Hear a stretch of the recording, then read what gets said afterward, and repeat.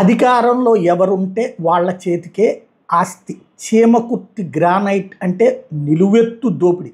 నేను చాలాసార్లు ప్రస్తావిస్తున్నా, ఆంధ్రప్రదేశ్లో సహజ వనరులకి కొరత లేదు. చంద్రబాబు గారు 2014 ముందు చెప్పింది అదే, రాష్ట్ర విభజన తర్వాత చెప్పింది అదే. ఆంధ్రాలో సహజ వనరులకు కొరత లేదు, దాన్ని సద్వినియోగం చేసుకుంటే డబ్బులు అద్భుతంగా ఉంటుంది, సంపదలో నెంబర్ 1 అవుతుంది అన్నట్టు. కానీ సంపదలో నెంబర్ 1 అవుతున్నారు, నాయకులు అవుతున్నారు, తింటున్నారు వాళ్ళు.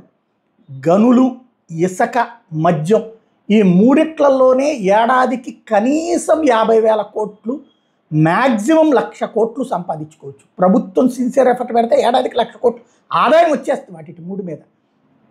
కానీ ఇక్కడ ఏం జరుగుతుందంటే నాయకులను తినిపిస్తున్నారు, పబ్లిక్కి నష్టం చేకూరుస్తున్నటువంటి పరిస్థితి. చివరికి వీళ్ళు ఏ స్థాయికి దిగజారిపోయారు ఇలాంటి అక్రమార్కులు అంటే, చీమకుర్తి దగ్గర ఉన్నటువంటి గ్రానైట్ అయితే ఆ వాగులో ఉన్నటువంటిదే గ్రానైట్ రాళ్ళు, అద్భుతమైనటువంటిది, నెంబర్ 1 కాస్ట్లీ, ప్రపంచవ్యాప్తంగా బాగా గిట్టుబాటు అయ్యేది. సరిగ్గా చెప్పాలంటే 100,000 కోట్ల రూపాయల సంపద, అది కొల్లగొట్టుకుపోవడానికి వాగుల్ని సైతం ధ్వంసం చేస్తున్నారంటూ కోర్టులో ప్రజా ప్రయోజన వ్యాజ్యం వేస్తే హైకోర్టు సీరియస్గా స్పందించింది. తాగునీరు అందించే సాగర్ కాలువ అడుగడుగున ఆక్రమణకు గురవడం, చాలా ప్రాంతాల్లో కాలువ కుచించుకుపోవడంతో నీటి సరఫరా సక్రమంగా జరగలేదు. ఫలితంగా రైతులు, ప్రజలు ఇబ్బందులు ఎదుర్కొంటున్నారు. ప్రధానంగా సంతనూతలపాడు నియోజకవర్గం గ్రానైట్ క్వారీ యాజమాన్యాలు అడ్డగోలుగా ఆక్రమించేస్తున్నాయి. ఇదంతా తెలిసిన ఇరిగేషన్ అధికారులు మాత్రం చూసి చూడనట్టు వ్యవహరిస్తున్నారు. ఆక్రమణ మీద తాజాగా హైకోర్టు ఆగ్రహం వ్యక్తం చేయడంతోనైనా అధికారులు చలనం వస్తుందా అంటూ సాక్షి ఒక కథనాన్ని ప్రొజెక్ట్ చేసుకొచ్చినటువంటిది.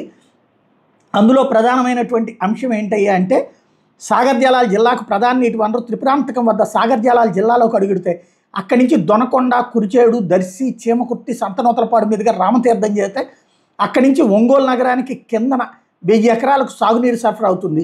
ఇంత కీలకంగా ఉన్న కాలువ మీద అడుగడుగున అధికారుల నిర్లక్ష్యం కనిపిస్తోంది. ప్రధానంగా చీమకుర్తి మండల పరిధిలో ఉన్న పలు గ్రానైట్ క్వారీ యాజమాన్యాలు ఇష్టారాజ్యంగా ఆక్రమణలకు పాల్పడుతున్నారు. సంబంధిత అధికారులకు మామూలు ముట్ట చెప్తుండడంతో అటువైపు కన్నెత్తి చూడటం లేదన్న ఆరోపణలు వినిపిస్తున్నాయి. ఇటీవల society for protection of civil properties and environment rights అనే స్వచ్ఛంద సంస్థ హైకోర్టులో ప్రజా ప్రయోజన వ్యాజ్యం దాఖలు చేసింది. దీని మీద హైకోర్టు కన్నెర్ర చేసింది. 4 రోజుల కిందట క్వారీ యజమానులకు నోటీసులు జారీ చేసింది. 6 వారాల్లోగా సమాధానాలు ఇవ్వాలని నోటీసులో పేర్కొంది. రామతీర్థం సమీపంలోని నల్లకొండ నుంచి వర్షం నీరు పైన ఓబీసీ కాలం నుంచి సాగర్ మేజర్లు కర్నూలు రోడ్డుని దాటుకుని హంసా మినరల్స్, జయా మినరల్స్, ఎన్వి ఎక్స్పోర్ట్ల పరిధిలోని దాదాపు 18 ఎకరాల పరిధిలో సాగర్ కాలువల్ని ఆక్రమించుకోవడం ద్వారా ఆ కాలువలకు దిగువనున్న బోదవాడ, ఆర్ఎల్పురం, మైలవరం, చిన్నరావిపాడు గ్రామాల వైపు సాగర్ నీటి ప్రవాహానికి ఆటంకం కలుగుతుంది.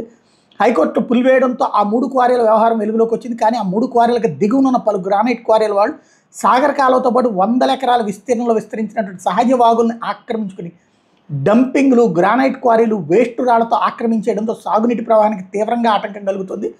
బోదవాడ గ్రామ పంచాయతీ పరిధిలోని సర్వే నెంబర్లు 106/123లలో 10.74 ఎకరాలు, అలాగే సర్వే నెంబర్లు 107, 108లో 6.61 ఎకరాలు, ఆర్ఎల్పురం గ్రామ పంచాయతీ పరిధిలోని 86/1, 67/1, 67/2, 66/1, 86 కాదు, 66/1, 67/1A, 67/2, 67/2B, 69/2, 70/2, 70/3లలో 0.82 ఎకరాలు, మొత్తం కలిపి 18.71 ఎకరాల ప్రభుత్వ భూమిలోని సాగర్ కాలువలు, వాగులను ఆక్రమించుకున్నట్టు హైకోర్టులో పిల్ దాఖలు చేశారు.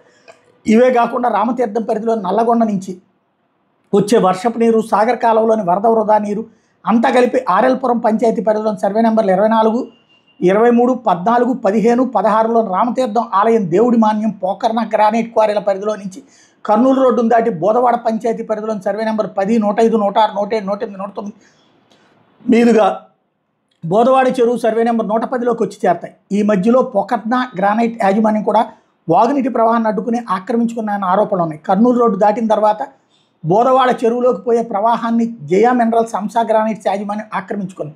అలా సహజసిద్ధంగా ప్రవహించే వాగుల్ని ప్రభుత్వం రైతుల పంటల సాగు నీటిని అందించే సాగర్ కాలువను గ్రానైట్ యజమానులు ఇష్టానుసారంగా ఆక్రమించుకునే ఇరిగేషన్ అధికారులు ఇవేమి పట్టనట్టుగా చోద్యం చూస్తున్న విమర్శలు వ్యక్తం అవుతున్నాయి అన్నటువంటి వార్తని హైలైట్ చేశారు.